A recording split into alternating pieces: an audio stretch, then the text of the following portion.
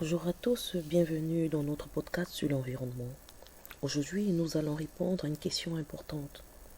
La Belgique fait-elle assez pour lutter contre le changement climatique? Le réchauffement climatique est causé principalement par les émissions de gaz à effet de serre produites par les activités humaines comme les transports, l'industrie et l'énergie.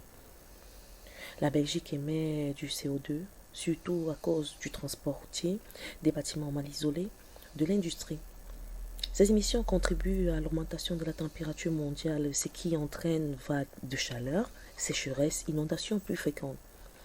Selon les objectifs européens, les pays doivent réduire fortement leurs émissions d'ici 2030 et viser la neutralité carbone en 2050. Oui, nous dirons, la Belgique agit sérieusement. Certains experts estiment que la Belgique fournit des efforts. Des objectifs climatiques officiels, engagement à réduire fortement les émissions d'ici 2030, participation aux accords européens et internationaux. Aussi, la Belgique est engagée dans la transition énergétique en cours par l'augmentation de la production d'électricité renouvelable, éolienne offshore solaire, pareil à l'instar, et la fermeture progressive des centrales au charbon, investissement dans les réseaux électriques intelligents.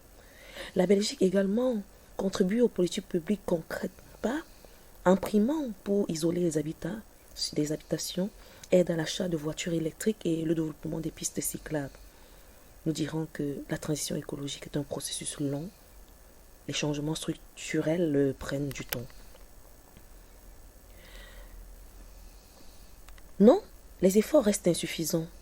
D'autres spécialistes pensent que les mesures sont trop lentes et limitées.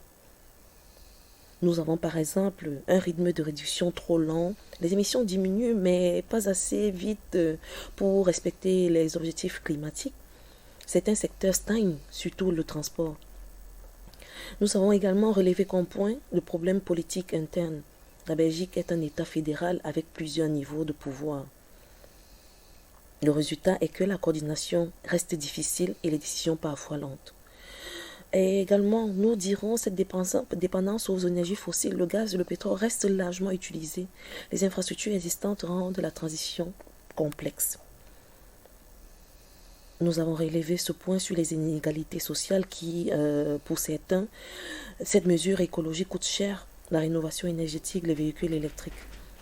Tout le monde ne peut pas se permettre, ce qui ralentit l'adoption. Nous dirons que, en guise de conclusion, la Belgique a mis en place des mesures importantes, mais beaucoup d'experts estiment que les efforts doivent être accélérés pour atteindre les objectifs climatiques. Le vrai défi n'est pas seulement d'agir, mais d'agir plus vite. Alors, selon vous, qui doit faire le plus d'efforts pour réduire les émissions? L'État, les entreprises ou les citoyens? Et pourquoi? À la fin de ce podcast, nous vous laisserons également quelques questions sur: seriez-vous prête à changer vos habitudes quotidiennes pour le climat, même si cela coûte plus cher ou demande des efforts? Pensez-vous, au niveau politique, que la Belgique devrait adopter des mesures climatiques plus strictes, même si elles sont impopulaires? Et nous allons essayer de nous projeter sur le fait de voir la Belgique en 2050. Est-ce qu'elle serait réellement écologique selon vous?